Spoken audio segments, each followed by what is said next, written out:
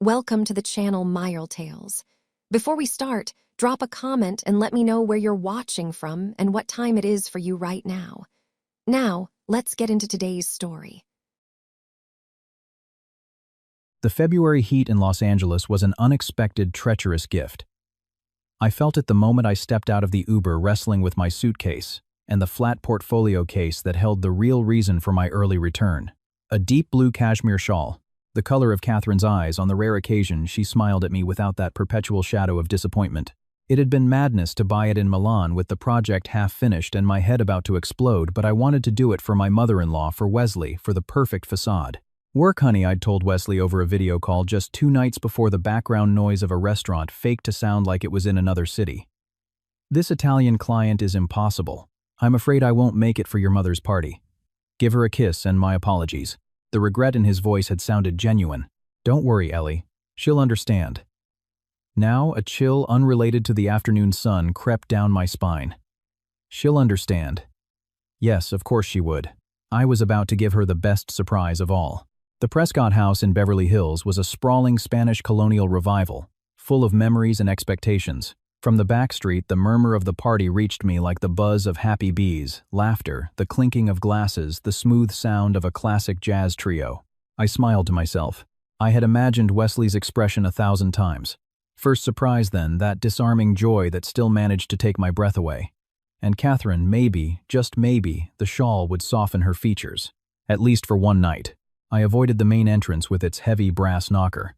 Instead, I slid the key I always kept, the just-in-case key, the family key, into the discreet lock of the back garden gate. The scent of night-blooming jasmine enveloped me. I walked along the flagstone path past terracotta pots of geraniums toward the open kitchen door.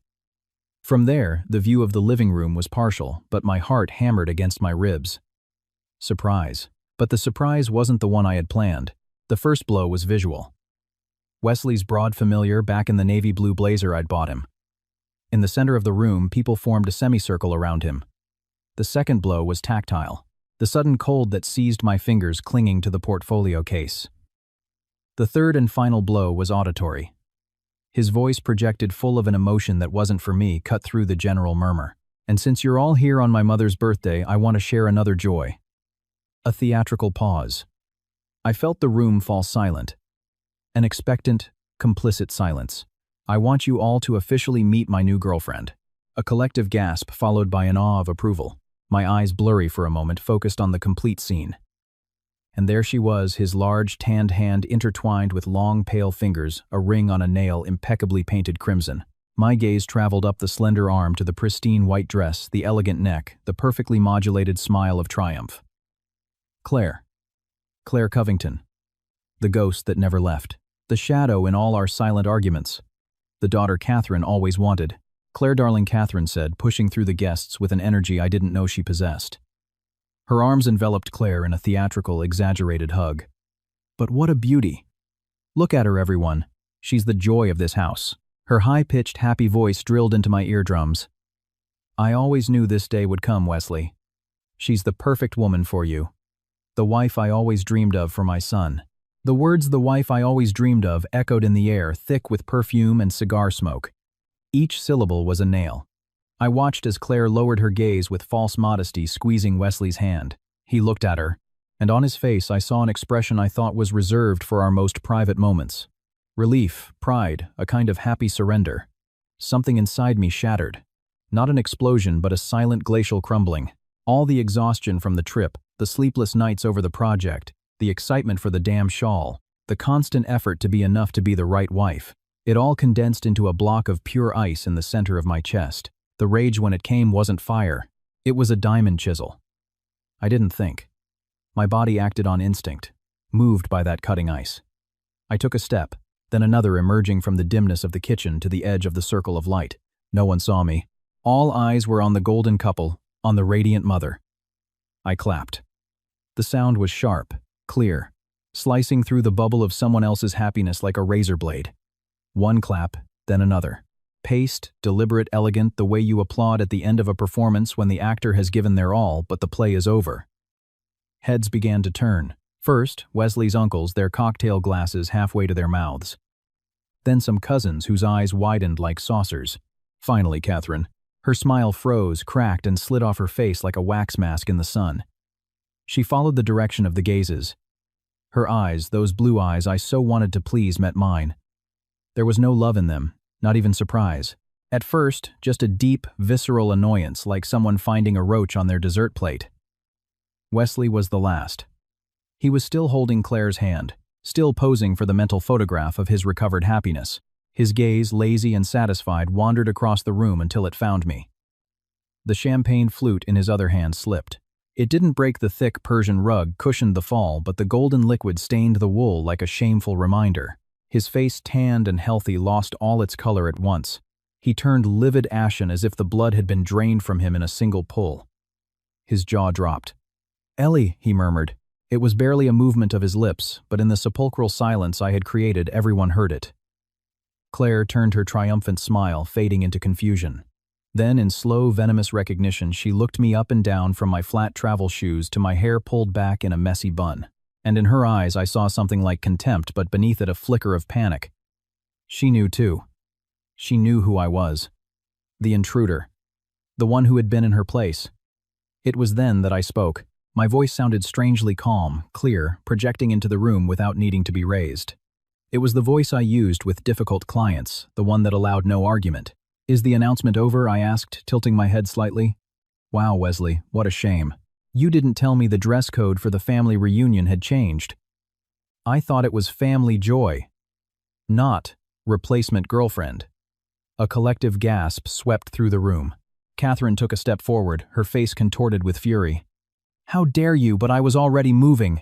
With a gesture that was meant to be nonchalant, but that every muscle executed with robotic precision, I slid the portfolio case from its gift box onto the nearest side table where some half-eaten canapés rested. The tissue paper rustled softly. "For the birthday girl," I said, my gaze meeting Catherine's. There was no warmth in it, only a clear message. "This is over." Wesley seemed to snap out of his stupor. He dropped Claire's hand as if it burned him. "Ellie, wait, please. This isn't what it looks like." "No," I interrupted already, turning my back, walking toward the door I had entered through. I paused in the threshold, turning just enough for everyone to see my profile, my cold half-smile. That's funny, because from where I was standing, it looked pretty damn accurate. I paused, letting the weight of the words fall on them. "Don't bother seeing me out. It looks like you have a lot more celebrating to do." My eyes swept over the frozen scene. Wesley pale and paralyzed. Claire, now clutching Catherine's arm like a life raft. The guests, a gallery of shocked and embarrassed faces. And then I delivered the final dart, the one I had tempered in the ice inside me during those eternal seconds. "And don't worry," I added, with venomous sweetness. "I'm not going to ruin the party. In fact, I have an urgent call to make. To my lawyer. Just some things from that previous life I just saw buried right here. Enjoy the evening." I turned on my heel and left. I didn't run. I walked with a steady, upright pace, feeling dozens of eyes drilling into my back. The garden air, now thick only with the scent of jasmine, hit my face. The sound of the party, once a happy murmur, was now a grotesque hum fading behind me. I hadn't reached the gate when I heard his hurried steps behind me, crunching on the gravel. "Ellie. Ellie, stop, for the love of God." I didn't stop.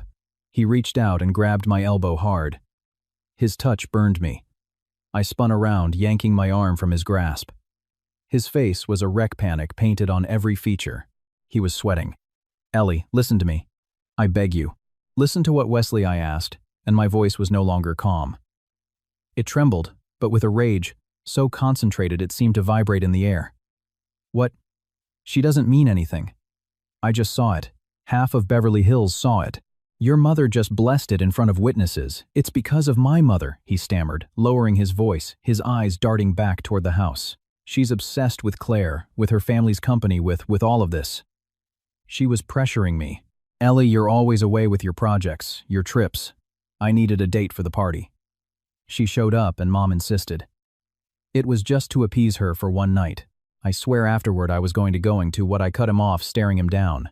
Tell her it was a lie, come home to me as if nothing happened. After introducing her to your entire family as your new girlfriend, I let out a short, bitter laugh. Tell me, Wesley. The ring she's wearing, the one that sparkles so much, was that also to appease your mother?" He turned even paler. He said nothing.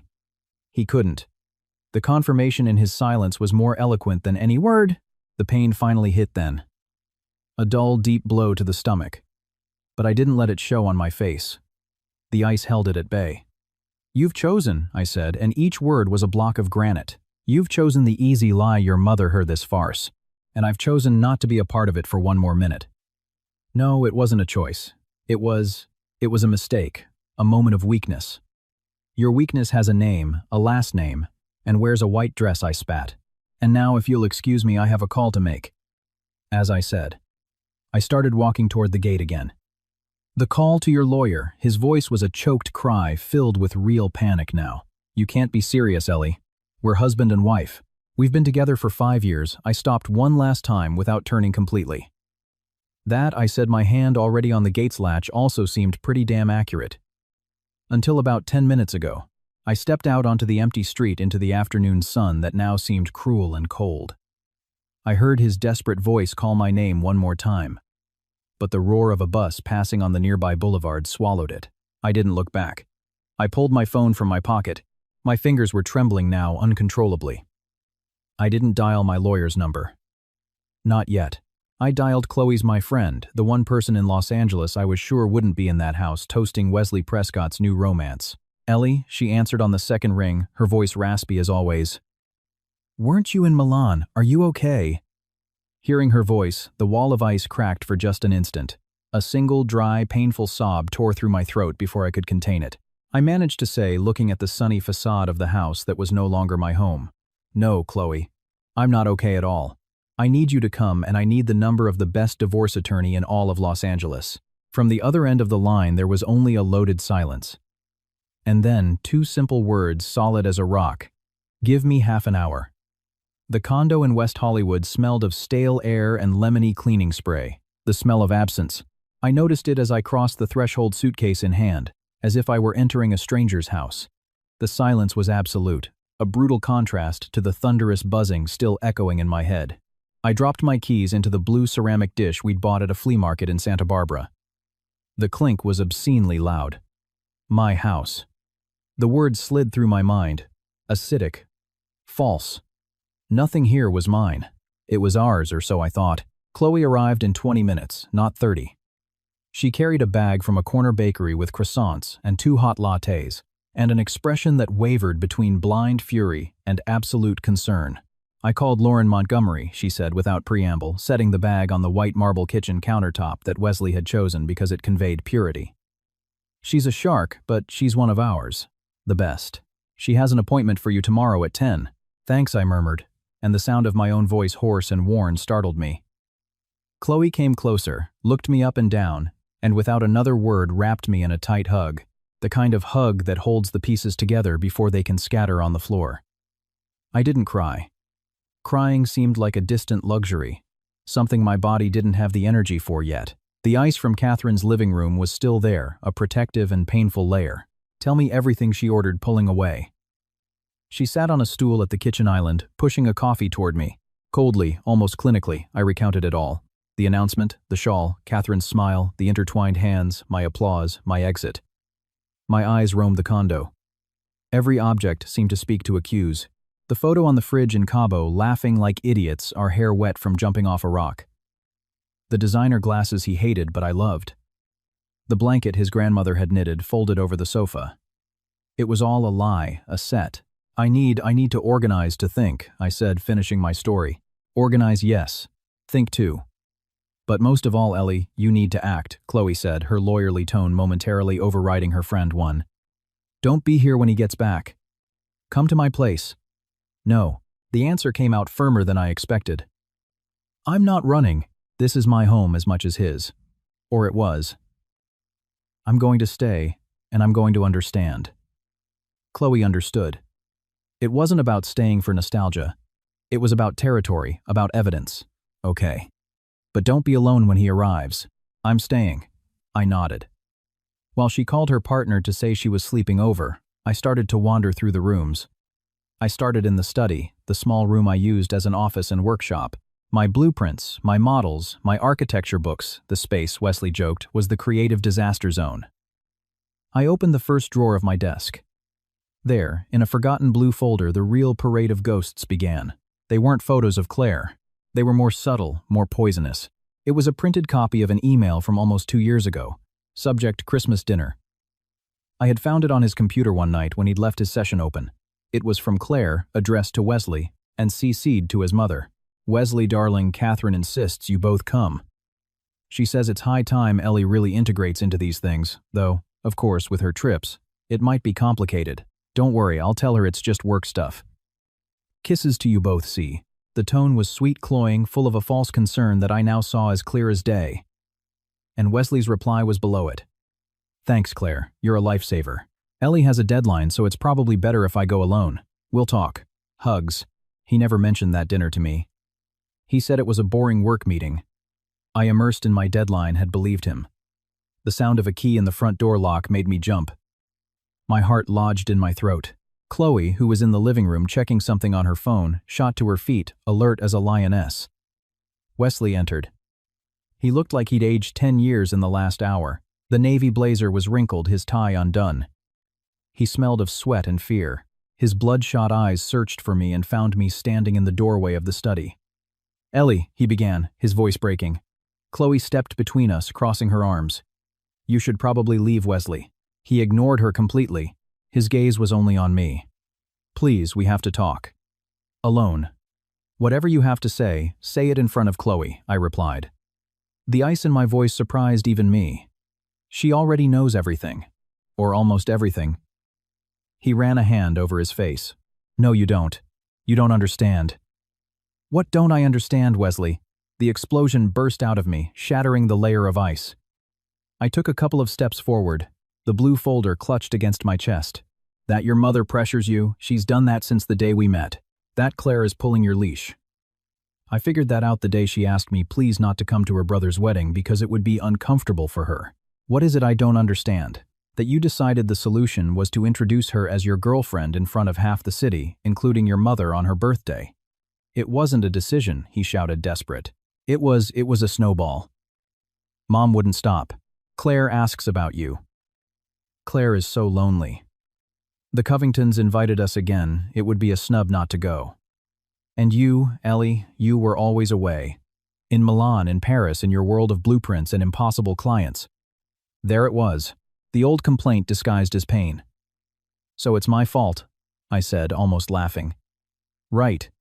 For working. For having a career. For not being here smiling like an idiot while your mother points out how perfect Claire is every time she opens her mouth. That's not it. He stepped closer, but Chloe moved, blocking his path. It's that I was lonely. And she, Claire, is always there. She doesn't ask for explanations. She doesn't get mad about the trips. She shares the same things with my mother. Ah, I said, nodding slowly, as if everything was falling into place. So that's it. What's easy?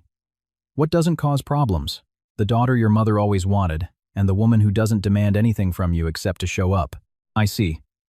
I placed the folder on the living room coffee table. Well, that's great. You're lucky. Problem solved. It's not. His voice was a cry of anguish. I don't love Claire. I love you, Ellie. This today it was a monumental mistake, an act of stupidity, of weakness. She showed up at Mom's house this morning with an expensive gift, and Mom was so happy, and suddenly everyone was there, and the pressure, they were just words, Ellie. Words to shut my mother up for one night. Words. My voice was a whisper laced with venom. I pulled the printed sheet from the folder. And was this just words too, Wesley? I tossed it onto the table. It slid to his feet. It was a bank statement from our joint account from 3 months ago, a charge to a jeweler on Rodeo Drive. An amount that had surprised me at the time. An investment, honey, he had told me. A watch for the boss for his promotion. You know how these things are. He looked at the paper and his face completely fell apart. The panic was now absolute. A watch for the boss, Wesley, I asked, articulating each word, because today on Claire Covington's finger there was a diamond ring with a very particular cut. The same one I believe they're showcasing in that very same jewelry store's window for their Eternal Commitment campaign. He said nothing. He couldn't. The lie exposed so crudely had stolen his breath. How long, Wesley? The question landed in the silence of the living room like a tombstone. How long have you been lying to me?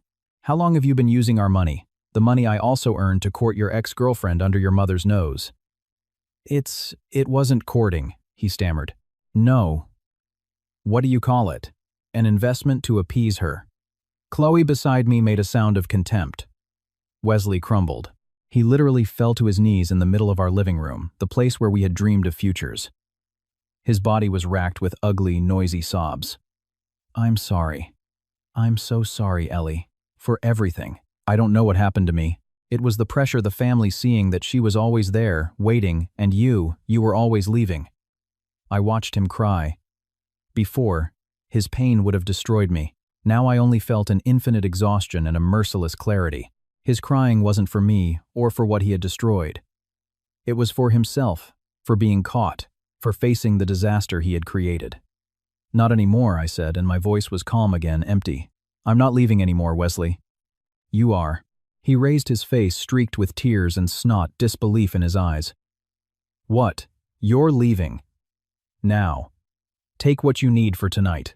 Tomorrow or whenever you can come with Chloe or whoever you want to get your things. But you're not sleeping here tonight.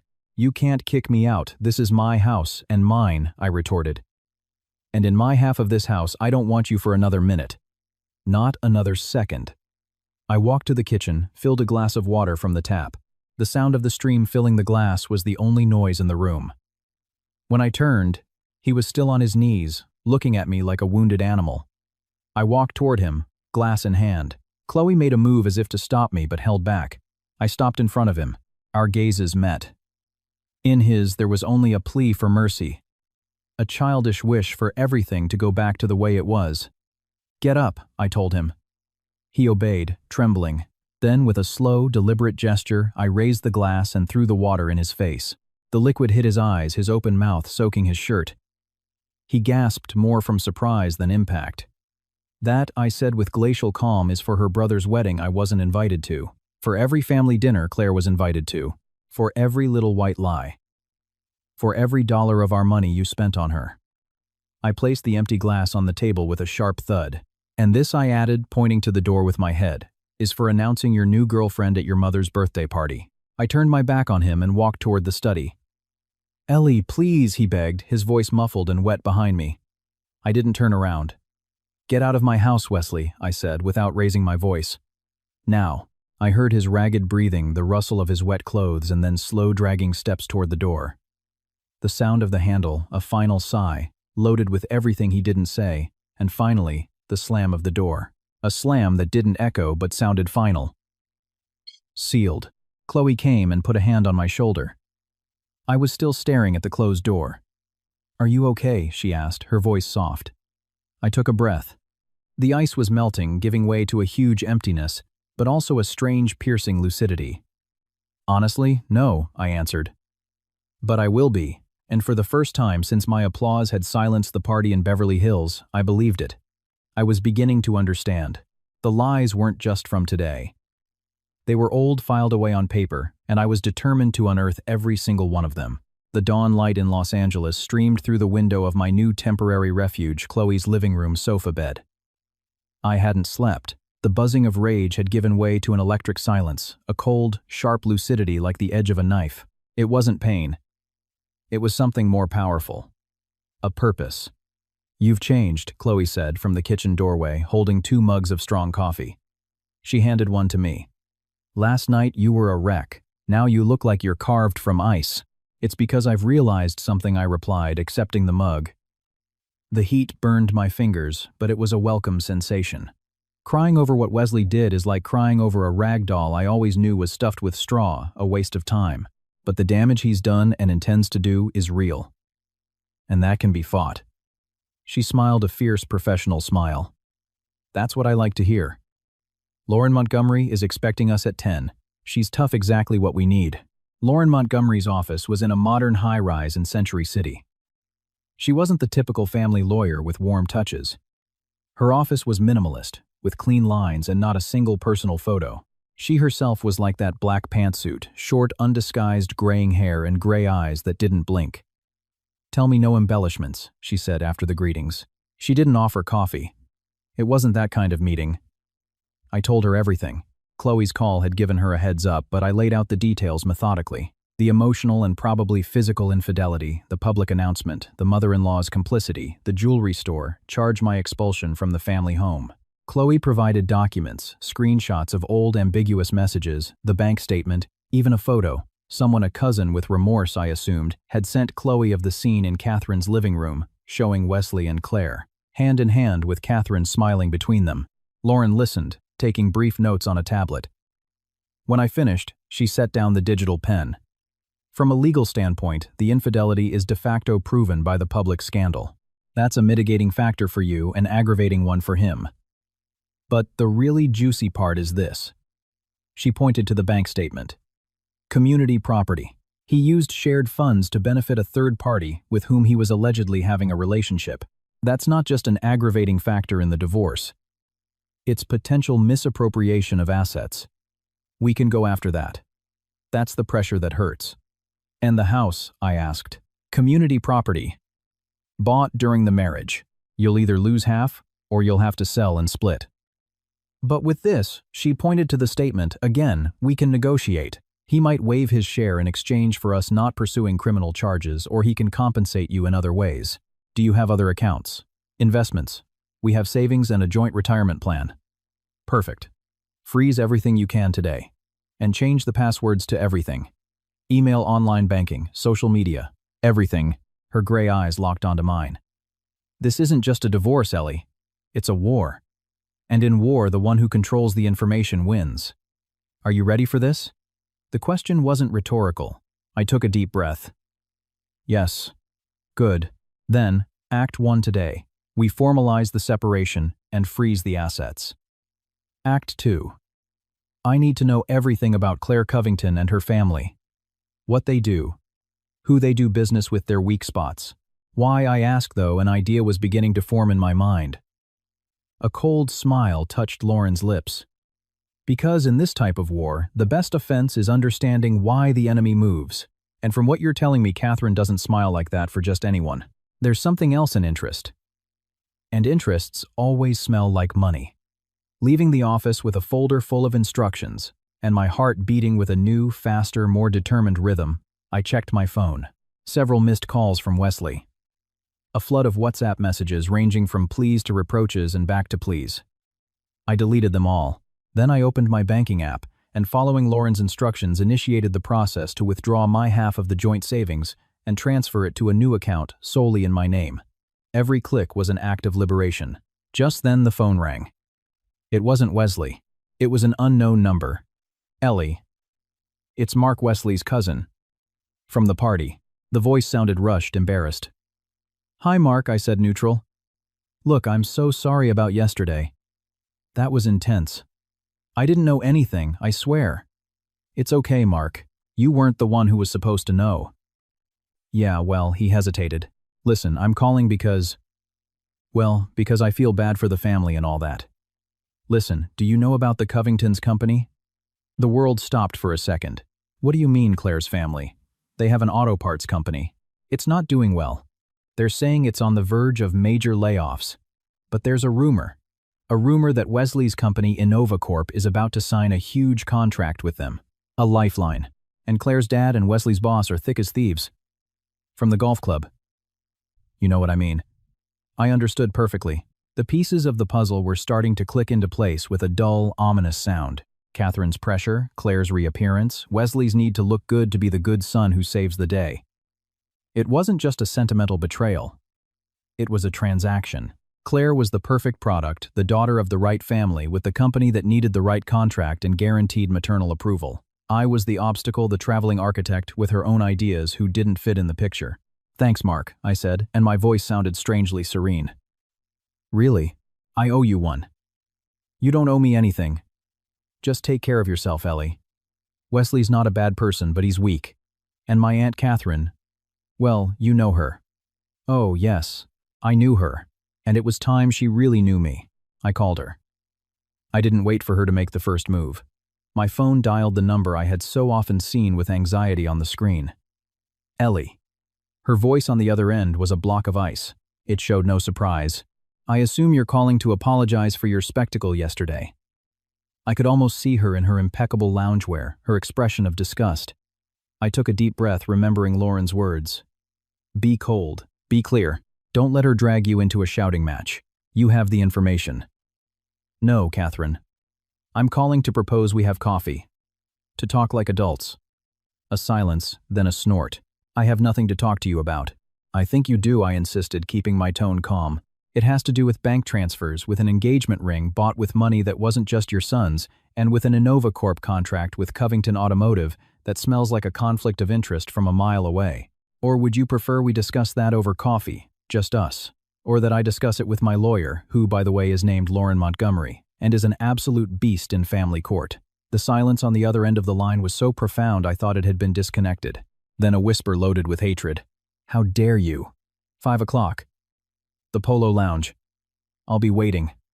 I hung up before she could respond. My hands were shaking, but not from fear. From pure adrenaline. The Polo Lounge was half empty at that hour. The smell of expensive coffee and old Hollywood floated in the air. I chose it for its exposure, for its large windows. I wanted this conversation, if it went south, to have witnesses. Catherine arrived, 10 minutes late. A calculated entrance. She was impeccable as always, but in her eyes I saw the same furious exhaustion I felt in my bones. She sat down without a greeting. I'm not having anything. Say what you have to say, and let's get this over with. As you wish, I nodded, taking a sip of my sparkling water. I'll be brief. I'm going to tell you what's going to happen. She arched a dismissive eyebrow. Wesley and I are getting a divorce. I know it, you know it all of L. A. We'll know it by tomorrow. How that divorce plays out depends on several factors. On him and on you. On me, I have nothing to do with your problems. Of course you do, I smiled without warmth. You've been the orchestra conductor pushing Wesley to be with the right girl from the right family, the one who can save the Covington's furniture with a contract from your husband's. Sorry, your ex-husband's company, Innova Corp. Very nice. Very old school. Her face paled slightly. I don't know what you're talking about. Yes, you do. And now listen closely. If Wesley behaves, if he accepts the terms of the separation civilly, and if you stop poisoning the well and trying to paint me as the villain in your little circle, maybe this will all pass without any more noise. A quick, clean divorce. And if not, she asked defiantly, but a spark of concern showed in her eyes. Well then, I said, lowering my voice to an almost confidential tone. My lawyer, Miss Montgomery, will file a complaint for misappropriation of community assets. That pretty ring Claire is wearing was paid for with my money, and it won't be the only thing. I'll make it public, very public, how the perfect future daughter-in-law is actually the mistress maintained with the betrayed wife's money. And then I'll send an anonymous email with all the evidence to Innova Corp's board of directors asking them what they think about one of their executives using his family connections and his wife's money to influence a contract award. That, by the way, reeks of nepotism from miles away. I doubt the shareholders will be amused. Catherine looked at me as if she had never seen me before, as if a snake had spoken. You're a viper, she spat. No, Catherine. Just a woman who's been pushed too far. For years I put up with your slights, your digs, your comparisons to Claire. I smiled and tried to be the daughter-in-law you wanted, but that woman doesn't exist anymore. You buried her yesterday among applause. The one who's left has nothing to lose and is very, very angry. I stood up, leaving a bill to pay for my water. I looked down at her. She was still rigid, her world of appearances and financial arrangements crumbling before the crude threat of a real scandal. The choice is yours, I said. Peace or war. But I warn you, Catherine, if it's war, I won't fight clean. And I will win. I walked out of the lounge with my legs shaking but my head held high. I had thrown the first stone, and I knew it wouldn't be the last. My phone buzzed when I got back to Chloe's. It was an email from Wesley's work account. Subject: internal communication, personal situation. I opened it. It was a generic email addressed to the whole department, signed by Wesley, vaguely and sweetly explaining that he was going through a complicated personal time and appreciated his colleagues' understanding. It was an attempt to control the narrative, to paint himself as the victim of an unstable wife. I smiled. A cold gesture. He had chosen the wrong target. I wasn't playing defense anymore. I sat down, opened my laptop, and drafted a brief, concise, professional email. It was addressed to the head of HR at Innova Corp, with a copy to Wesley's direct boss, a tough, fair woman. Wesley had always spoken of with respect and a little fear. Dear Mr. Castillo, as the wife of Wesley Prescott, and in relation to his internal communication regarding his personal situation, I am writing to formally inform you for any and all relevant purposes that I have initiated separation and divorce. Proceedings. Given the public and fraudulent nature of some of my husband's actions affecting our shared assets, I consider it necessary to bring this to your attention to prevent any potential conflicts of interest or irregular situations from impacting the good name of Innova Corp. My lawyer, Lauren Montgomery, is at your disposal for any formal clarification you may require. Sincerely, Eleanor Vance. I made no direct accusations, gave no details. I just cast the shadow of doubt the possibility of a scandal. In a company as concerned with its image as Innova Corp, it would be enough. It would be a stone in their shoe, a first crack in their perfect facade. After sending the email, I felt a wave of cold, clean power. It wasn't revenge. It was strategy. It was setting boundaries. Chloe's phone rang a few hours later. She looked at it, then at me, and raised her eyebrows. It's an Innova Corp number. Answer it, I nodded. She put it on speaker. It was the dry, professional voice of Wesley's boss. Eleanor. This is Sylvia Roy. I received your email, and I've spoken with Wesley. There was a pause.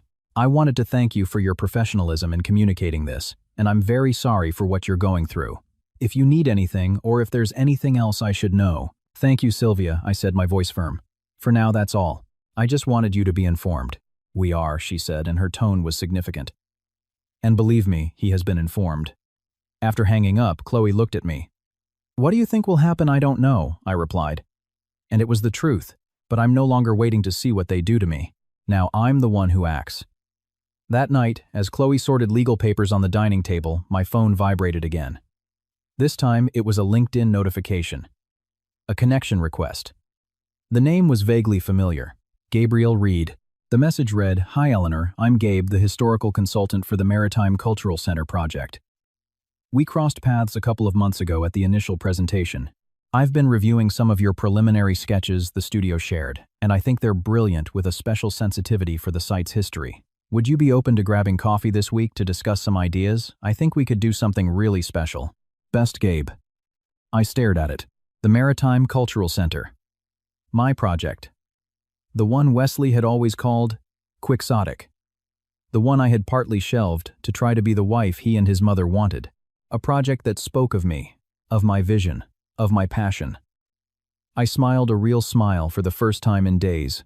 It wasn't the cold smile of revenge nor the tense grimace of survival. It was the smile of someone who sees a long, rocky road ahead, but a road that is finally their own. Hi, Gabe. Thanks for your message. I'd love to get that coffee. This week is a bit tight, but next week I'm all yours. Propose a day and time. Best, Ellie. As I sent it, I knew it wasn't just a work meeting. It was a door opening to a world where I wasn't the betrayed wife or the inadequate daughter-in-law. I was Eleanor Vance, architect. And I was ready to get back to it. The studio smelled of wood, tracing paper, and stale coffee. A smell of purpose of work.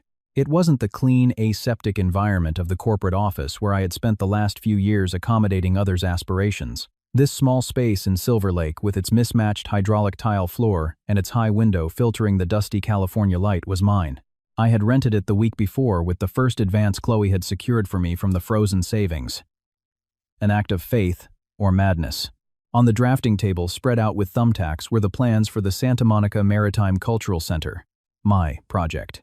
The one I had sketched on napkins in my phone's notes during long, sleepless nights next to a snoring Wesley, oblivious to the worlds I was building in my head.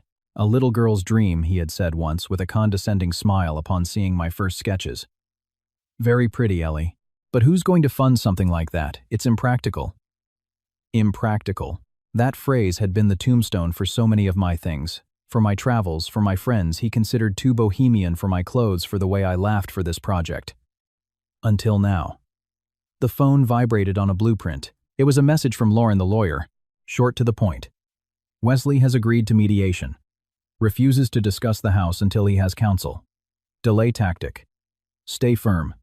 We'll call later. I set it aside without flinching. Let him play his games. I had my own.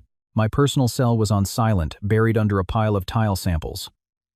Wesley's calls and messages had continued shifting from pleading to blaming, and now to a threatening silence. Catherine, according to a piece of gossip from Chloe's hairdresser, was going around saying I'd had a nervous breakdown, that I'd become unpredictable, and that's why her poor Wesley had sought comfort in someone stable, The narrative was in motion, but I was no longer a character in their story. I was the author of mine. The sound of knuckles rapping gently on the open doorframe made me look up. In the threshold, silhouetted against the light of the hallway, stood a tall man with messy brown hair and a wrinkled linen jacket. He carried a folder under his arm and a cautious smile. "Eleanor, I'm Gabe. Gabe Reed. We were supposed to meet." "Oh my God, I'm so sorry." I jumped up, pushing a chair aside. I completely lost track of time with this. Come in, come in." "Forgive the mess. It's perfect," he said, stepping inside and looking around with genuine curiosity, not judgment. "It smells like a project. Like ideas. I love it." His voice was calm with a gentle, educated cadence. He extended his hand. His grip was firm, warm. "Thanks for having me here. I'll take this over a cold conference room any day." "I won't lie. It's my headquarters for now," I said, feeling a genuine smile touch my lips for the first time in weeks. "Coffee." "It's terrible from a machine, but it's coffee." The best kind, he accepted, and walked over to the drafting table. His greenish-gray eyes scanned the plans. It wasn't a superficial glance. He paused on the details on the margin notes written in my hurried script. "The connection to the old pier. What you've marked here, with the dotted line. It's an elevated walkway that integrates with the ruins of the old cannery." I stood still. No one, not even my former partners at the firm, had grasped that intention at a glance. "Yes," I confirmed, my voice filled with surprise. "I wanted the building not to be an object placed there, but a path. For people to walk through the history of the place from the sea to the city without even realizing it." Gabe nodded, touching a point on the plan with his finger. "It's brilliant. And risky. The Historical Preservation Board gets nervous about touching ruins, even symbolically. Do you think it's possible?" The question slipped out, loaded with all the doubt I had suppressed. He looked up and his gaze met mine. It was direct, intelligent, with the right arguments and with a pushy historical consultant to back them up in every committee meeting. Yes, it's possible. That afternoon, the terrible coffee turned into ambrosia. We talked for hours. He unfolded his old maps, sepia-toned photos of Santa Monica when it was just beach and shacks, archival documents about trade routes. I showed him my digital models, the play of light I wanted for the main hall, inspired by the sun's reflection on the water. The conversation flowed from professional to personal without effort. He spoke of his years studying in Boston, of his passion for the details that tell a story. I spoke more vaguely of my need to create spaces with soul, not just function. I didn't mention Wesley, didn't mention the party, but at some point, as I pointed to a detail on a plan, my hand brushed against his, and a jolt of warm electricity alien to the chaos of my life ran up my arm. "You have a gift," he said suddenly as the afternoon light painted the studio orange. "You see what the place wants to be, not just what it needs." His words were a balm on a wound I didn't even know was open. The wound of validation, of recognition for who I was, not for what was expected of me. "Thank you," I murmured, and the simple act of accepting a compliment without downplaying it felt revolutionary. My phone rang. This time it wasn't a message, it was a call. And on the screen the name flashed like a warning: Wesley. I had accidentally unmuted it while moving the plans. The peace of the afternoon shattered. Gabe must have noticed the change in my expression, the tension that suddenly shot through my shoulders. "Everything okay?" he asked gently. "It's my ex." Or, almost ex, I corrected with a grimace. Must be about the mediation. The phone kept vibrating, insistent like a buzzing fly. I stared at it, tempted to decline, but something in me, something hard and new, said no. Running was the old way. "Excuse me for a second," I told Gabe. I slid my finger to accept the call but didn't bring it to my ear. I pressed the speaker button and set it on the table among the blueprints and old maps. "Yes," I said, my voice clear, in the sudden silence of the studio. "Ellie." Finally. Wesley's voice was harsh, loaded with a mix of exhaustion and something else, a threat. "I need you to stop this madness. The mediation, the lawyer, everything. We have to talk. Talk to my lawyer, Wesley. That's what she's for." "I don't want to talk to your lawyer," he snapped, and Gabe raised his eyebrows slightly. "I want to talk to you like people. What you're doing, freezing the account, sending that email to my boss. Are you crazy? You're ruining me?" "I haven't done anything I'm not within my rights to do," I responded, maintaining my calm, aware of Gabe's silent audience. "You took our money to buy another woman a ring. I'm protecting what's left. That was a mistake, a stupid gift, a very expensive and very public mistake." There was a silence. Then his voice dropped, adopting a more intimate, more venomous tone. Look, Ellie, I don't want to fight. But if you keep going down this road, if you insist on this war, you won't leave me any other choice. What do you mean? I asked, though I knew what was coming. That I have things to say too, he spat. Things your new shark of a lawyer won't like. Your trips, for example. Those work weekends in San Francisco. Are you sure you want all of that to come out? Because I have my doubts. And photos of that architect colleague you were so chummy with. The air caught in my lungs. It wasn't true. It was a twisted, poisoned half-truth. Sergio, the San Francisco architect, was gay and one of my best friends. But photos taken out of context could suggest anything. It was his move. Dirty, desperate. I looked at Gabe. His gray eyes watched me serene, not judging, waiting. There was no pity in his gaze, but a quiet curiosity like a researcher before an interesting specimen. His presence there, silent and firm, gave me a strange strength. I took a breath. And then, with a clarity that resonated in the quiet studio, I responded not to him but to the phone, to the voice that intended to blackmail me from the other side. Wesley, I said, and my voice didn't tremble. It sounded cold, clear, and deliberately loud so the speaker would pick it up well. Do you really want to play this game? Airing dirty laundry, I paused, letting the silence on the other end fill with his fear. Because I have bank statements. I have witnesses to your announcement at your mother's party. I have the jeweler who sold you the ring, ready to testify. And I have, most amusingly, a very good contact at the Los Angeles Times, who loves stories about family and corporate corruption. Do you want to talk about the Covingtons and Innova Corp? Because believe me, I can make your threat of ambiguous photos look like a bad joke on the evening news. From the other side, there was only ragged, panicked breathing. No, you wouldn't dare. Oh no, I let out a short, hollow laugh. Wesley, you've underestimated me my entire life. You've mistaken my love for weakness and my silence for submission. Not anymore. So, listen to me, and listen well. The next time you try to blackmail me, or threaten me, or touch a hair on my head, I won't call my lawyer. I'll call my contact at the newspaper. And the conversation, Wesley, will be public. It will be front-page news. Are we clear? The silence was absolute, then a click. He had hung up.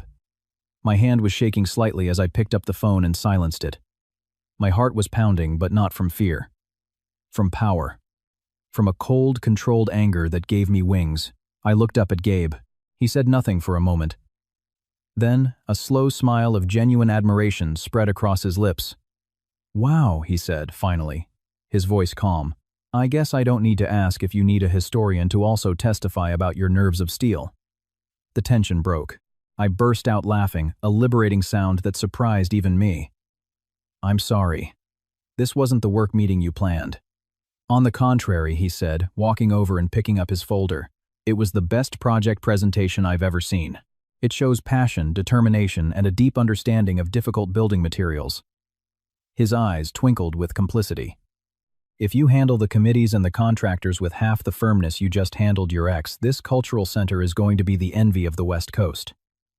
His words reached my soul. They weren't an empty compliment. They were professional recognition between equals. So, you think we can do it, I asked, referring to the project, but somehow to everything else as well. Ellie, he said, and his tone was solemn, sincere. I think you can do anything you set your mind to, and if you'll let me, I'd love to help you achieve it. After Gabe left with the promise of sending me documentation and a meeting for the following week, I was alone in the studio. The adrenaline from the call, the high from the conversation with him had faded, leaving a deep but clean exhaustion. I went to the window. Outside Silver Lake was buzzing with its nightlife, with laughter and music reaching me muffled. I opened my laptop. On the screen, the 3D model of the Maritime Cultural Center slowly rotated. I watched it. Every line, every curve, every design decision was more than a building. It was a testament to what I was capable of, what I had sacrificed, and what I was reclaiming. With a click, I opened the email with the official competition notice. The submission deadline was midnight. I took a breath, filled my lungs with the smell of wood and coffee, and clicked send. The email went out with a soft whoosh. There was no fanfare, no thunder, just the silence of the studio and the beat of my own heart steady and constant in my chest. I leaned back in my chair, looking at the ceiling. Wesley, Catherine, Claire, the ring, the party, it was all still there, a knot of pain and betrayal in my stomach. But it was no longer the center. It was no longer what defined me.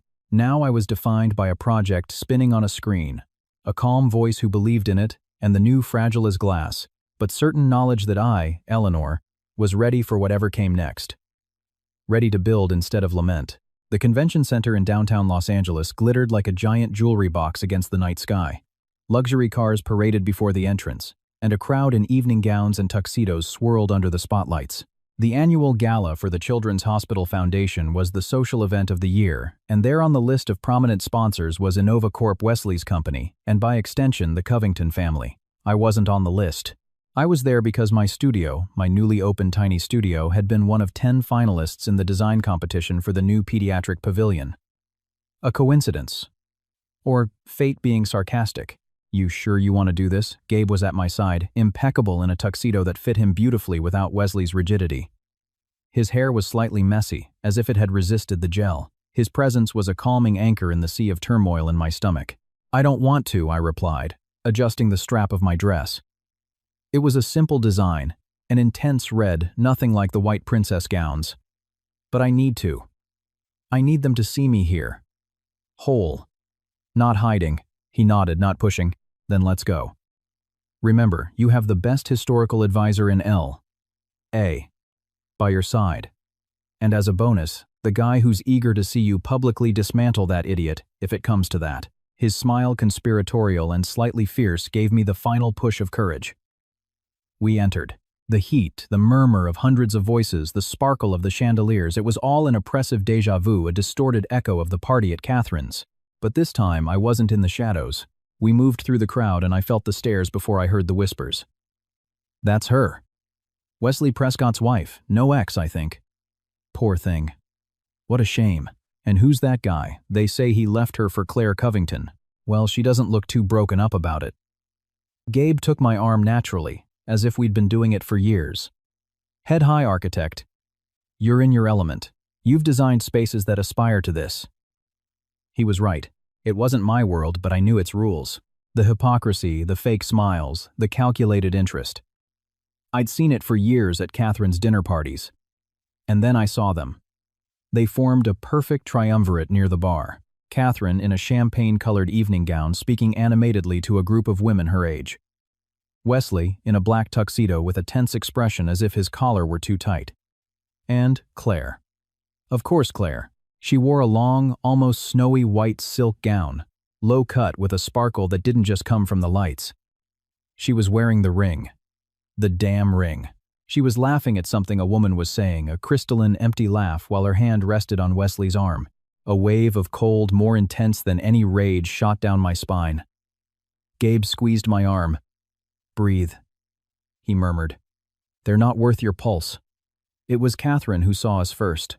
Her eyes, which were scanning the room with the satisfaction of a general reviewing her troops, landed on me. The smug smile on her lips froze, cracked, and fell. Her gaze shifted from me to Gabe, and her expression turned to pure contempt. She said something to Wesley, barely moving her lips. Wesley turned. Our gazes locked across the room. I saw the whiskey glass he was holding stop halfway to his mouth. I saw him turn pale. I saw Claire following his gaze turn as well. Her princess smile vanished, replaced by a grimace of surprise and then quickly by a narrow, appraising, hostile stare. "Let's go," I told Gabe, and walked directly toward them without looking away. I wasn't going to avoid them. Not this time. We reached their group just as Catherine was trying to steer Wesley and Claire in the opposite direction, but it was too late. We had become the center of a small, expectant circle of silence. "Ellie," Wesley said, his voice hoarse. He forced a smile. I didn't know you were coming." "The finalists for the pediatric pavilion were invited," I replied with a false sweetness I knew would drill into his ears. "Congratulations on your promotion, Wesley." Head of project. I saw it in the company memo. The promotion had come the week after my email to HR. A message from the company. "We trust him. Nothing to see here." A lifeline for him. An insult to me. He swallowed hard. Claire clung tighter to his arm, her smile back on, but without warmth. "What a striking dress," Eleanor, Catherine said, her eyes raking over me, despising every inch. always so original. Though for these events, discreet elegance is usually more appropriate. You're right, Catherine, I interjected with the same fake smile. White, for example, is a most discreet choice. Very appropriate. It conveys purity. My eyes deliberately dropped to Claire's ring. And commitment, right, Claire? Claire stiffened. I don't know what you mean. Of course you don't, I said with an exaggerated tone of understanding. Sometimes symbols are so obvious they go unnoticed. Gabe beside me made a slight movement as if to cough, disguising what sounded like a choked laugh. Aren't you going to introduce us to your date? Wesley asked, trying to change the subject, his eyes fixed on Gabe with a mix of curiosity and envy. Of course. Gabe Reed, historian and consultant for the Santa Monica Maritime Cultural Center project. Gabe, my ex-husband's family, Catherine Wesley, and Claire, his new partner. The handshakes were tense, quick. Gabe's hand was firm when he took Wesley's. A pleasure, Gabe said, his voice polite, but his gaze as it rested on Wesley was as analytical and cold as when he studied a forged historical document. I've heard a lot about you. Oh, really? Wesley said, uncomfortable. Yes. Ellie sometimes mentions the past. It's interesting recent history. What we build and what we decide to tear down. The atmosphere was so thick you could cut it. Catherine tried to rescue the situation. Well, this is a night for charity, not for reliving old times. We should circulate. Wesley, darling, we need to greet the board members. But fate, or the gala's MC, had other plans. A chime rang out, and an amplified voice filled the room. Ladies and gentlemen, if you would please take your seats, we will begin the donations. The evening proceeded with endless speeches. Until the moment came. The MC, a well-known local news anchor, announced the auction and live donations with fanfare. He started calling up the major sponsors. When it was InnovaCorp's turn, the MC gave a knowing wink to Wesley, who was at a table near the stage, and now a rising star at InnovaCorp, newly promoted to head of project, Wesley Prescott. Wesley, aside from your company's generous check, would you and your lovely companion care to step forward and add a personal donation? Let's see if love inspires you to empty your pockets a little more. Polite laughter in the room. Wesley stood up, forcing a smile. Claire rose beside him, radiant posing. They walked to the small stage where there was a lectern and a microphone. A spotlight bathed them. They were the golden couple, the promise of the future. My eyes burned, not with tears but with concentrated rage. Wesley took the microphone. Thank you. On behalf of InnovaCorp, and personally, it's an honor to contribute to this cause. For the children, applause. He paused, looking at Claire with what he intended to be tenderness. And yes, love is inspiring. That's why, in addition to the company's donation, Claire and I would like to add $5,000 from our own pockets. An ooh of admiration swept the room. Claire blushed, feigning modesty, and moved closer to him. It was the nauseating spectacle I needed for something inside me to break loose. The absolute cynicism using a night like this, a cause like this, to launder their lie to posture. Before I could think twice before the MC could move on, I stood up.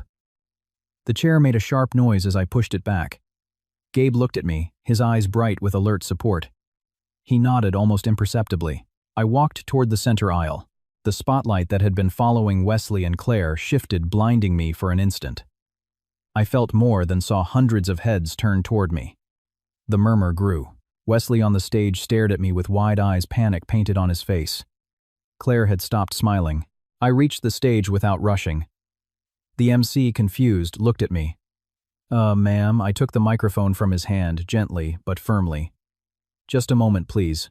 My amplified voice sounded clear and serene in the absolute silence that suddenly filled the room. I took a deep breath, looking at the crowd of blurry faces, and then turned to Wesley and Claire, who looked like statues of salt. Pardon the interruption, I said and smiled, a smile that didn't reach my eyes. But Wesley's words have inspired me. So much generosity, so much love. I paused, letting the irony seep into every syllable. And I thought I wanted to contribute too, for the children, of course. And also to celebrate something. Wesley tried to speak, but he had no microphone. Ellie, this isn't the time. On the contrary, I interrupted, addressing the audience again. It's the perfect time, because tonight I want to celebrate my new life. A life free of lies. And to do that, I'm going to donate an amount with a very special meaning. The MC tried to approach. Ma'am, if you want to make a donation, you can. The amount, I continued, raising my voice slightly, is exactly equivalent to the cost of an engagement ring. A very beautiful diamond ring with a very particular cut from a jeweler on Rodeo Drive. A whisper rippled through the room. Claire instinctively hid her left hand behind her back. Too late. Everyone had seen it. The funny thing, I went on fixing my gaze on Wesley, who had started to sweat profusely, is that this ring was purchased 3 months ago, with money from a bank account, a joint account belonging to me and my then-husband Wesley Prescott. The whisper became a growing rumor. Catherine from her table had stood up white as a sheet. Wesley told me it was for a watch. A gift for his boss for a promotion. I let out a short, humorless laugh. Imagine my surprise a few weeks ago when I saw that same watch, that same ring shining on another woman's hand. On the hand of Claire Covington.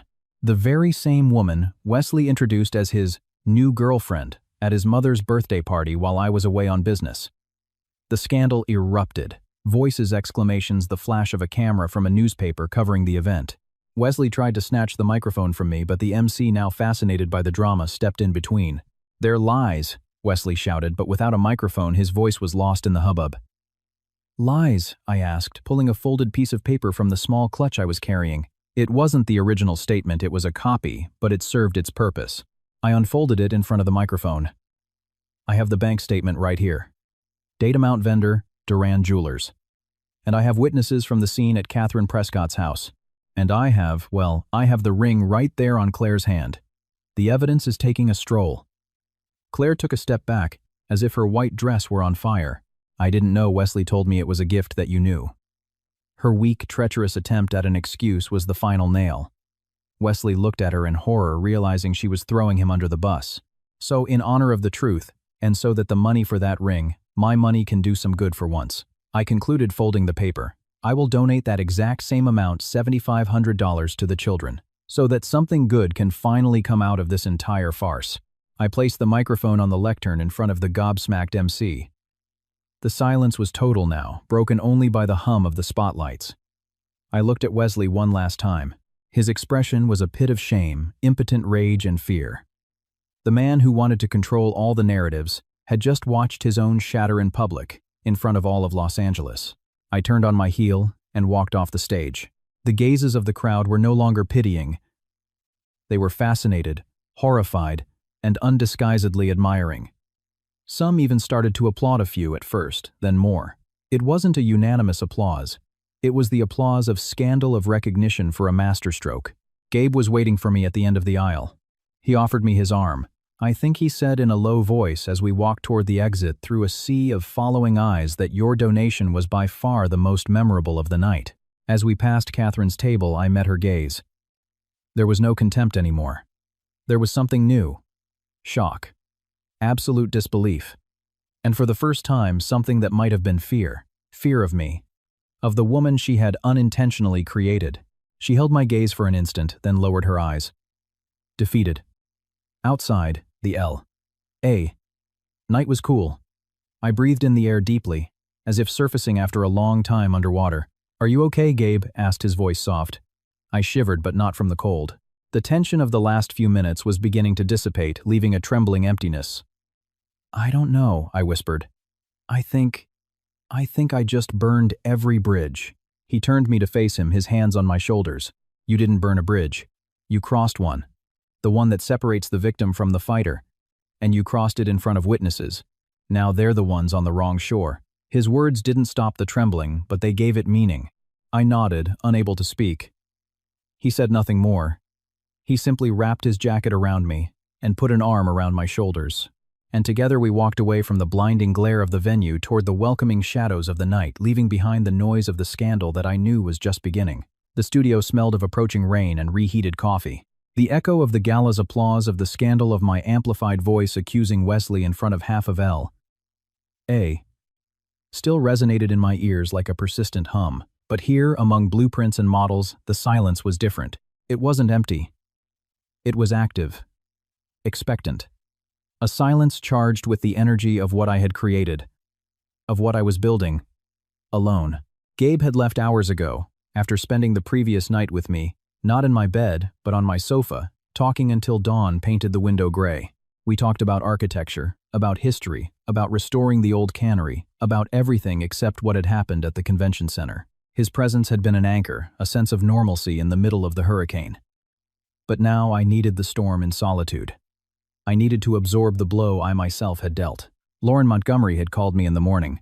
Her voice, usually so serene, sounded almost cheerful. "Have you seen the L.A. Times?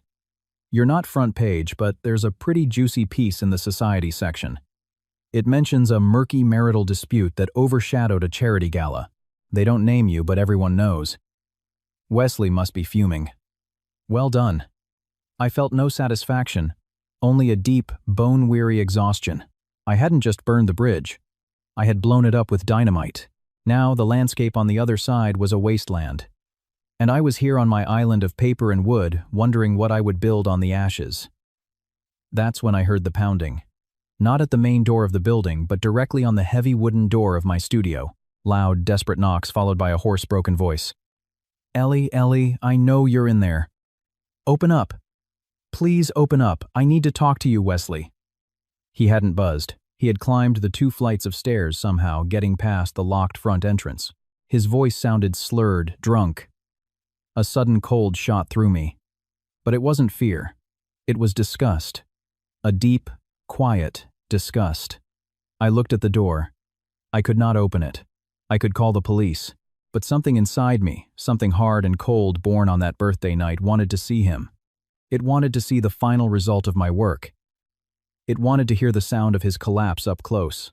Calmly, I put away the plans I was working on. I walked to the door and opened it without unlatching the security chain. He was leaning against the frame, swaying. He looked like he'd aged 10 years in a week. The shirt, the same navy blue one from the party, was now wrinkled and stained.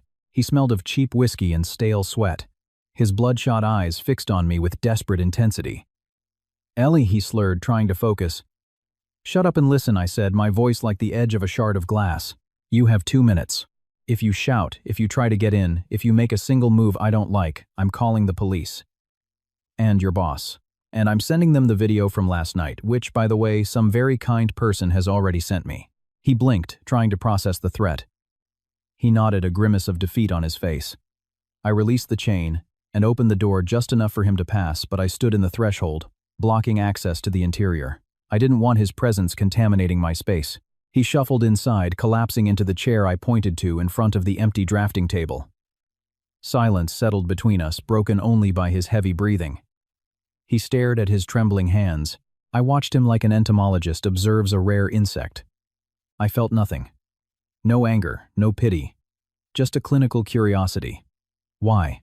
The question came from him like a broken whisper. It wasn't a challenge. It was a genuine, confused plea. "Why did you do that, Ellie, in public? In front of everyone. You've destroyed me." The disbelief was so immense I almost laughed out loud. "I've destroyed you?" I asked with a calm that echoed in the empty studio. "Wesley, you showed up with your mistress at your mother's birthday party. You bought her a ring with our money. You lied and cheated and tried to paint me as the crazy one." I just put the facts on the table in a well-lit room. "She's not my mistress," he shouted, slamming his fist on the table. The sound was sharp, violent. I didn't flinch. It was an easy way out. "You don't understand." "Ah, of course, the easy way out," I repeated, leaning slightly toward him. My shadow fell over his hunched figure. "Explain it to me, Wesley. Enlighten me. Because from where I'm standing, all I see is a coward who didn't have the balls, to be honest, not with his wife and not with himself." He covered his face with his hands. His shoulders began to shake. They weren't sobs of repentance, but of frustration, of self-pity. "I just couldn't take it anymore," his voice emerged, from between his fingers, muffled, pathetic. "The pressure. Mom never stopped. Claire asks about you, Wesley. Claire is coming for dinner. Make an effort. The Covingtons can open doors for you. That girl loves you. She's our kind. And you were always off in the clouds with your blueprints, your trips, your independence. You never needed anything. You were perfect, and I felt like an idiot next to you. Never good enough for the great Ellie Vance, the brilliant architect who didn't need anyone." Every word was a nail in the coffin of what our marriage had been. I listened to him coldly, analyzing his speech. "So it was my fault," I summarized. "For being independent. For being successful. For not being there to stroke your ego and cater to your mother's whims. How convenient, Wesley." Very easy. He lifted his face. His eyes shone with angry tears. It's just that with Claire, it's easy. You don't have to try. She expects me to take her to dinner, to buy her flowers, to say yes, dear to everything her father says. She doesn't question me. She doesn't make me feel small. There it was. The naked, ugly, petty truth. It wasn't love. It was laziness. It was surrender to the path of least resistance. Claire wasn't the great love of his life. She was the comfortable couch after a hard day. The easy approval, the prefabricated life, his mother and their circle offered him on a silver platter. And the ring, I asked relentless. Was that easy too, Mom's idea to tie you down more? He shook his head, desperate. It was stupid. She saw it in the window and smiled. And Mom said it would be a nice gesture, that it would show my serious intentions. And I just wanted peace, Ellie. I wanted them to stop pressuring me, comparing me, constantly reminding me that I had chosen wrong. Chosen wrong, I repeated, savoring the bitterness of the words. Me. His silence was the most eloquent confirmation. I looked around my chaotic, vibrant studio at the plans that were the materialization of my mind, my effort, my independence. Then I looked at him, slumped in the chair, reeking of failure and cheap whiskey. You know what the saddest part is, Wesley, I said, and my voice sounded strangely soft, almost understanding. He looked up hopeful for an instant. It's not that you betrayed me. That hurts, but you get over it. The saddest part is that you never loved me. You loved the idea of me, the architect with a future, the smart girl who impressed your friends.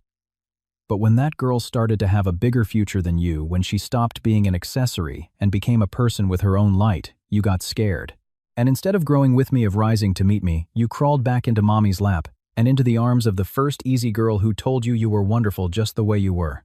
A child. He opened his mouth to protest, but nothing came out. Just a guttural sound of pain because he knew it was true. Every word was true.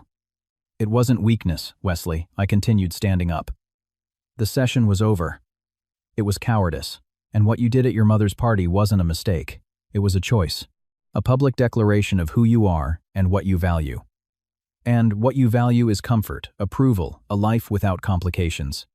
I walked to the door and opened it wide. The cool air from the stairwell rushed in, sweeping away the smell of alcohol and desperation. You built your own cage, with the bars of your mother's expectations and the lock of your own insecurity, and now you're inside it crying because being locked up hurts. He stood up, swaying. His eyes were two pits of misery and a late brutal understanding. Ellie, I'm sorry. Really. We can. No, I cut him off sharply. There is no we can. It's over. Every word out of your mouth from now on will be to my lawyer. And if you ever come near me, my home, or my work again, I won't call the police. I will post the jewelry store statement, the photo from the party, and a transcript of this conversation on social media. I will make you the laughingstock of L.A. Not for one night, but forever. Is that clear? He looked at me, and for a fleeting moment, I saw the man I had fallen in love with buried under layers of fear and mediocrity. Then that man vanished, and only a defeated stranger remained. He nodded once, head bowed, and without another word staggered out the door. His footsteps descending the stairs sounded like a man walking to his own exile. I closed the door and leaned my back against the wood. The trembling I had been suppressing racked my body from head to toe. It wasn't weakness. It was the release, the aftershock of the earthquake. I took deep breaths over and over until the shaking stopped. The silence returned to the studio, but it wasn't the same. The ghost had been exorcised. His words, his pathetic confession had wiped away any residual doubt, any shred of pity. He wasn't the monster I had imagined. He was something worse. A small man. A few days later, the visit I was both expecting and dreading materialized. It wasn't at a cafe. It was at my studio again. Catherine buzzed the main entrance, and when her clipped voice came through the intercom, I knew I couldn't refuse. I had to finish this. She walked up the stairs with slow, measured steps. As she entered, her gaze scanned the place with the same contempt she used to reserve for my old kitchen. She wore an impeccable pearl gray suit and an expression carved from granite. "I'm not sitting down," she announced, remaining standing in the middle of the room as if touching anything might contaminate her. "As you wish," I said, not offering her a seat. I leaned against the drafting table, crossing my arms. "You took longer than I expected." She ignored the comment. "You have ruined my son," she said, her voice flat, devoid of the hysterical fury I expected. It was colder, more dangerous. In front of his friends, his colleagues, the city. That shameful spectacle. Was a correction, I interrupted. You all had written a play where I was the absent villain. I simply showed up on stage and changed the script. Changed the script. A sneer twisted her mouth. You've destroyed him. He's a wreck. He's not eating, not sleeping. The company gave him a forced leave of absence to resolve his personal matters, they say. And Claire, that foolish girl, won't answer his calls. Her father sent her to Hawaii away from the scandal. A pang of something that might have been triumph, but tasted more like ashes, went through my chest. They're called consequences, Catherine. When you play with fire, you get burned. You lit the fire. This time, the fury surfaced sharp, you with your pride, your tantrums. If you had been a real wife, if you had supported him instead of chasing your childish dreams, none of this would have happened. He sought comfort, because you weren't there to give it. The old refrain, but it no longer had power over me. I straightened up, uncrossing my arms. Let's get something clear, Catherine, once and for all, I said, and each word was a hammer blow. You didn't want a daughter-in-law. You wanted an accessory, an extension of your will. Someone to admire your son without question, to prioritize his whims and yours above all else. Someone with no light of her own so as not to cast a shadow on him. Claire was perfect for that. I was not. I had my own ideas, my own light, and that scared you. Because if I could shine on my own, what did that say about your son and about you, that you had raised him to be the center of a universe that only revolved around him? She stared at me, dumbfounded. No one had ever spoken to her like that. Her world was made of hints, veiled reproaches, subtle manipulation. The rawness of my words left her defenseless. You raised a boy, Catherine, not a man. A boy who at the first sign of difficulty runs to hide under your skirt or in the arms of the first woman who promises never to demand that he grow up. And now you have the remains of your masterpiece. Applauded by you, blessed by you, her face always so controlled fell apart. The mask of the society dame cracked, revealing the face of an aging, frustrated woman watching her perfect plan turn to dust. I hate you, she whispered, and in that phrase was more truth than in everything she had said to me in years. I know. I nodded without emotion, and I don't care. Your hatred no longer defines me, nor your approval, nor your contempt. I took a step toward the door. With all due respect, or without it since there's not much left for you, the door is right there. And don't ever cross my path again. She stood motionless for another instant, breathing hard as if the air in my studio were poisoning her. Then, with a shattered dignity, she turned on her heel and left. She didn't slam the door. She closed it with an eloquent, definitive silence. When her footsteps faded, I sank into my chair. There was no triumph, only an immense but clean emptiness, like a room after a storm with broken glass on the floor and fresh air pouring through the open window. The ghosts were gone. I had faced them, and they had turned out to be just small people with small dreams. I looked at the plans for the cultural center, the lines rising toward the sky on the screen. That was real. That was mine. What they had built, a house of mirrors that only reflected their own distortions, had shattered. And among the broken fragments I was still standing. Not perfect, not invulnerable, but whole. And for the first time in a long, long time, free. The air in Los Angeles Superior Court Department 9 smelled of disinfectant and old anxiety, an institutional odor that chilled the blood. I sat on the bench reserved for the petitioner with Chloe on my right and Lauren Montgomery on my left. Lauren was leafing through a final dossier, her impeccably manicured, unpainted fingernails turning the pages without a sound. Chloe squeezed my hand. Breathe. It's almost over. On the other side of the courtroom near the door, Wesley entered. He was alone. No Catherine, no Claire. He was accompanied by a middle-aged man in a gray suit and a bored expression, his court-appointed lawyer, I assumed because the luxury firm he used to retain had dropped him weeks ago. Wesley seemed to have shrunk inside his suit, which hung loosely on him. He had deep, dark circles under his eyes and the pallor of someone who doesn't see the sun. His gaze wandered around the room and landed on me. I held his gaze without defiance, without hatred, without anything, just the acknowledgement of a fact. He was the first to look away, dropping his eyes to the worn linoleum floor.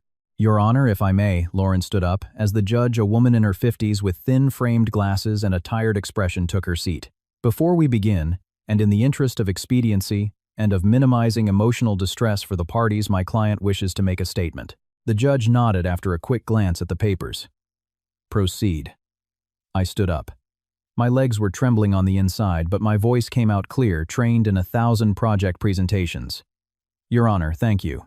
I just wanted to state that despite the gravity of the events that prompted this petition, the public infidelity and the misappropriation of community assets, my desire is not to prolong anyone's suffering, including my own. I have submitted a proposed settlement agreement. I am only asking for what is fair: the dissolution of the community property according to the documents provided with the corresponding compensation for the diverted funds and the divorce. Nothing more. Wesley looked up surprised. He had expected blood. He had expected Lauren to deploy her entire arsenal to read the expert reports on the ring, to present witnesses from the party, to mention the gala scandal. But Lauren, following our plan, just nodded solemnly. My client wishes to turn the page with justice but without vengeance. Wesley's lawyer, a man named Soriano, cleared his throat.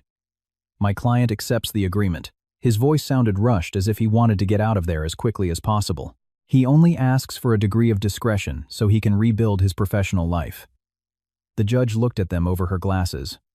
Discretion. Mr. Soriano was lost when your client decided to make public announcements. What this court can offer is expediency. She tapped her gavel lightly. Given the circumstances, and as there is no opposition to the petitioner's proposal, the court approves the attached settlement agreement. The marital bond is dissolved. The family residence will be put up for sale, and the resulting equity after the mortgage is paid will be divided 60% for Miss Vance and 40% for Mr. Prescott, as compensation for the misappropriated assets. The retirement accounts will be divided 50/50. Any objections? Wesley shook his head mute. His lawyer mumbled, "We agree." Sign the documents. Next case. The gavel came down again. Sharp, definitive. It hadn't even taken 15 minutes. 5 years of marriage, months of hell, a lifetime of illusions reduced to an administrative procedure in a room that smelled of bleach. Justice in the end was just that, a division. It wasn't poetic. It was efficient. We stepped out into the hallway. Wesley and his lawyer were ahead of us, walking quickly toward the exit. Just before turning the corner, Wesley stopped and looked back. He looked at me. There were many things in that look: remorse, shame, a silent question. But there was no love anymore, not even anger. Only the recognition of two strangers who had shared a shipwreck. I held his gaze for one more second, and then with a slight nod turned my back. It wasn't a gesture of contempt. It was the acknowledgement that there was nothing left to see there. The trial was over. He had already been judged by his own life, and he was serving the sentence every day. "You okay?" Chloe asked, putting an arm around me. "Yes," I said, and it was true. I felt an immense physical weight lift from my shoulders. I'm free. Free. The word echoed in my head a few hours later, as I entered the auditorium of the Architects Guild. Here, the air smelled of polished wood, anticipation, and expensive perfume. The atmosphere was completely different.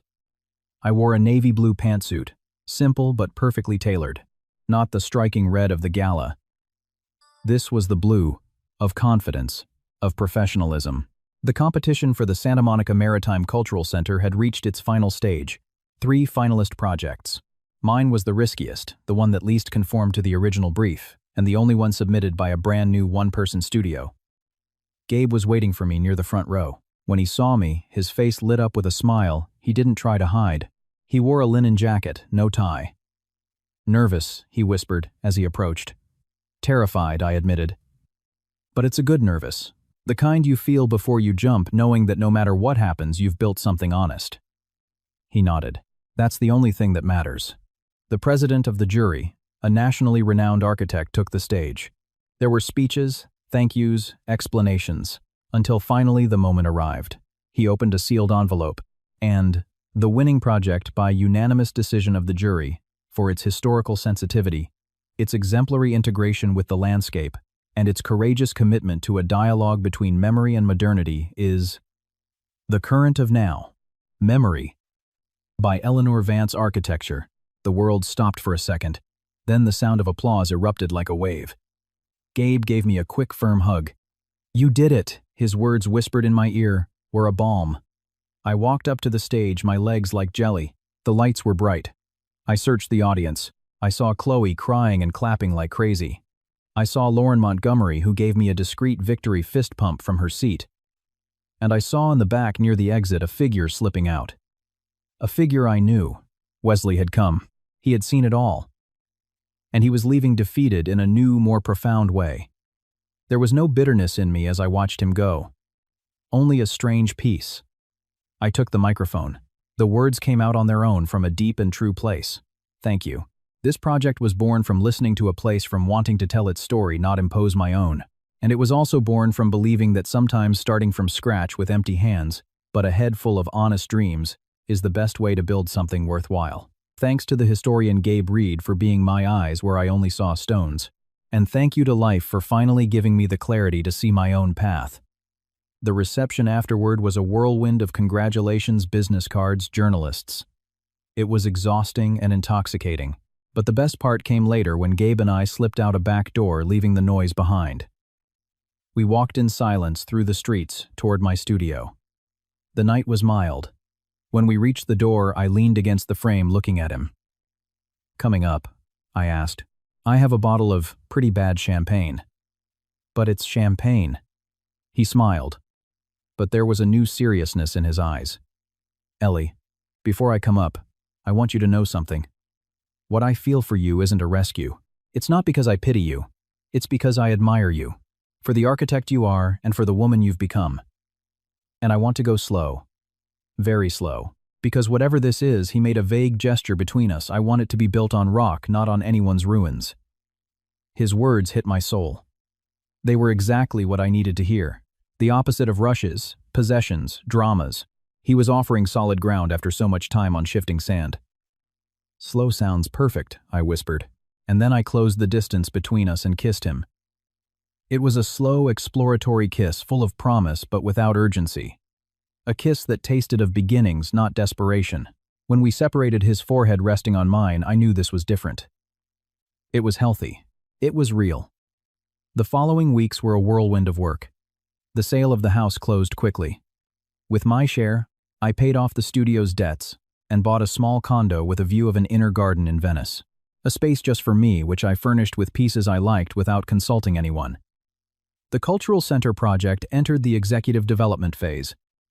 Gabe and I worked side by side. The days were filled with meetings, with heated, productive discussions about historical details, with laughter, with impromptu dinners at his book-filled house, where he cooked while I reviewed plans at his dining table. It wasn't a movie romance.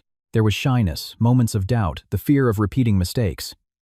But above all, there was a deep respect and a mutual desire to see the other shine. One afternoon, while I was signing the first construction contracts, my phone buzzed. It was a notification from Amazon. My book, the one I had written anonymously during the long, sleepless nights, mixing reflections on architecture, personal space, and reconstruction, had been published under the pseudonym Elara. I didn't expect much. It was just an exorcism on paper. A month later, Chloe burst into my new studio, her tablet in her hand. "Have you seen this?"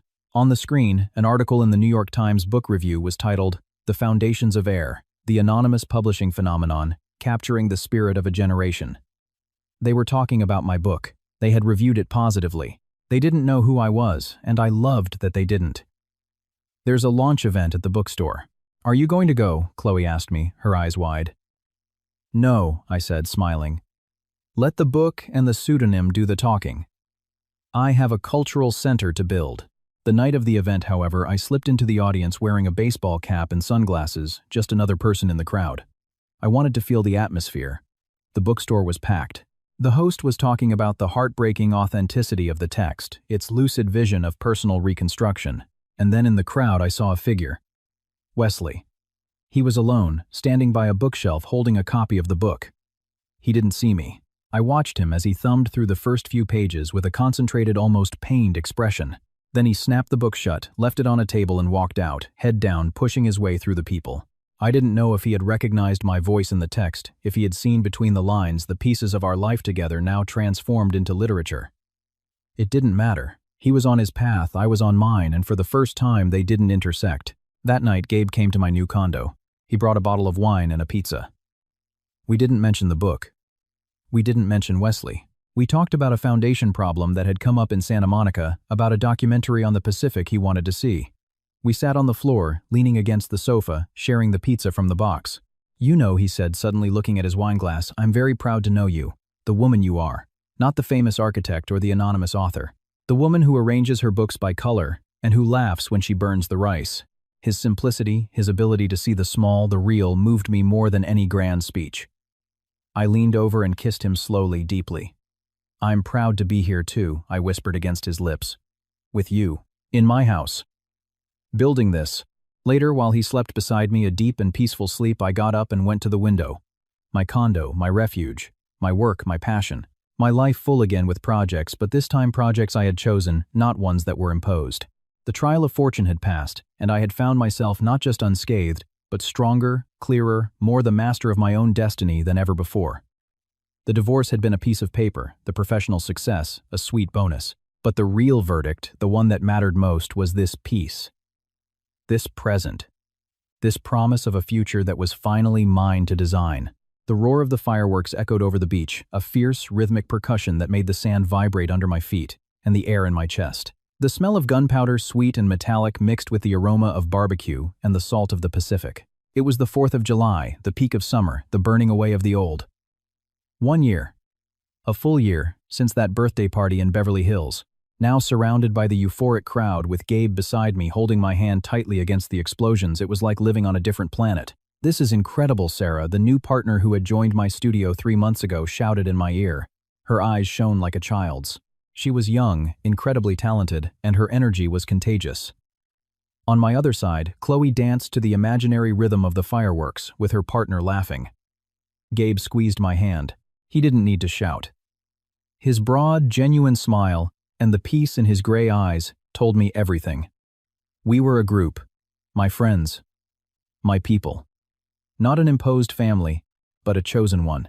When the last thunderous boom of the fireworks display left a momentary silence filled with cheers and applause, we started making our way through the human tide toward a large bonfire further down the beach. This was our spot. The atmosphere was a continuous party, music, laughter, people dancing. We stopped at a vendor for some funnel cake. It was then, as I turned around with powdered sugar dusting my sweater, that I saw him. Wesley was about 30 feet away at the edge of a less crowded area. He wasn't alone. He was with some work colleagues, or what was left of them. I recognized a couple of faces from Innova Corp. They were talking, but he wasn't participating. He held a plastic cup of beer, his shoulders slightly hunched. He was well dressed, but the clothes hung on him. His face, illuminated by the colored lights of the nearby pier, seemed thinner, marked by a permanent melancholy. It was no longer the pallor of panic. It was the color of resignation. One of his friends said something and pointed in our direction with a mocking smile. The others laughed. Wesley looked up following the gesture. His eyes met mine. The noise around us didn't vanish, but it muffled, as if someone had turned down the world's volume. He stood still. So did I. It wasn't a dramatic reunion. It was a casual crossing a collision of asteroids in orbits now forever separate. I saw his expression shift from surprise to a flash of something that might have been shame or longing or simple discomfort. He made a slight move as if to nod to acknowledge my existence in some way, but he didn't. He stood frozen, waiting for my reaction. Gabe, who had followed my gaze, moved a little closer to me, his shoulder brushing mine. A silent gesture. Not possessive, but supportive. Present. He said nothing. He just waited. I held Wesley's gaze for another second. Then I gave him the only thing I could, the only thing I had in surplus that no longer cost me anything. A gesture of civil acknowledgement almost imperceptible. A tilt of the head so slight it could have been an illusion. There was no smile, no hatred, no triumph. Just the recognition of a fact. I see you, and I let you go. His face softened for an instant, then contorted again into a grimace I couldn't decipher. He glanced at Gabe, then back at me, and finally lowered his head. He turned, said something to his friends, and walked away down the beach, swallowed by the crowd. A man alone in the middle of the world's biggest party. All good, Gabe asked, his voice soft near my ear. I exhaled a breath I didn't know I was holding. Yes, I said. And it was the absolute truth. I looked in the direction Wesley had disappeared and felt nothing. Not the sting of betrayal, not the bitter satisfaction of revenge. Just a clean, empty space where a huge pain used to be. Everything's good. Later, near midnight, we stood before the roaring bonfire. The crowd was dense electric. The fire was a living thing, consuming old pallets and driftwood, with a terrifying and beautiful speed. The heat on our faces was intense, purifying. Sparks flew up into the night sky like inverted shooting stars, carrying away the smoke of things that were no longer useful. Gabe wrapped an arm around me, and I leaned into his warmth. "Ready?" he asked. I nodded, unable to speak. I wasn't ready for the fire itself. I was ready for what it symbolized. I stared into the flames. In that dancing, devouring fire, I saw the blue cashmere shawl I never delivered burn. I saw the house in Beverly Hills, the living room table, the ghost of applause. I saw Claire's white dress, Catherine's smile, Wesley's panicked expression. I saw the diamond ring, the bank statements, the divorce papers. I saw my own tears of rage and pain, my sleepless nights, my fear. It all fed the fire. It all turned to heat, to light, to ash. It wasn't an act of destruction. It was an offering, a ritual sacrifice to the summer, so that something new could be born. The old things, even if once loved, had to burn. When a large section of the fire collapsed with a dull roar and a great burst of golden sparks, I felt something release inside me, a final invisible tie that still bound me to the woman I used to be. It burned. It dissolved into the California air. The walk back along the water's edge was long but necessary. We wanted to get away from the noise, the crowds. We were a small group now, Gabe and I, Chloe, and her partner Sarah. The air was cool near the sea, laden with salt, and the relative silence after the roar. The horizon was beginning to lighten, a thin line of peach separating the dark ocean from the sky. The others sat in the sand, talking in low voices, laughing. Gabe and I walked a little further along the shore where the waves broke with a constant whisper. "It's different, isn't it?" he said finally, looking at the city skyline on the other side of the boardwalk. "The city after the fireworks. It seems lighter." "So do I," I whispered. He stopped and turned me to face him in the dawn light. His gray eyes looked like silver. "You are light." I took a breath. The air smelled like the future. "I don't know about light," I confessed, "but strong. The scars are there, but they don't hurt anymore. They're just part of the design." "My new design." "The design is magnificent," he said, his voice deep, full of a certainty that moved me to my core, "and I have the privilege of watching it being built day by day." We kissed there with the sound of the sea as our witness, and the first true ray of sun warming our backs. It was a calm, deep kiss full of a shared present and a future to be explored. Without rush, without fear. "And now what, Eleanor Vance?" he asked, his forehead resting on mine. I looked past his shoulder to the east, where the sun was beginning to paint the sky orange and gold. There in the distance was the site where in a few months the Maritime Cultural Center would rise. My work, our work. Beyond that was my studio with new projects on the board. My condo, my friends, this piece. I smiled. A gesture that came from a place so deep and authentic it surprised me. Now I said, taking his hand and lacing my fingers with his, "I'm ready. Ready for whatever comes next." And for the first time in my life, I said it without a shred of doubt, without a lingering ember of fear. I said it like a declaration, like a perfectly drawn blueprint. Ready for the next line, the next challenge, the next sunrise. Ready to live. Not the life others had sketched out for me, but the one I, with my own hands, my own heart, and my own talent, was determined to build. Starting today.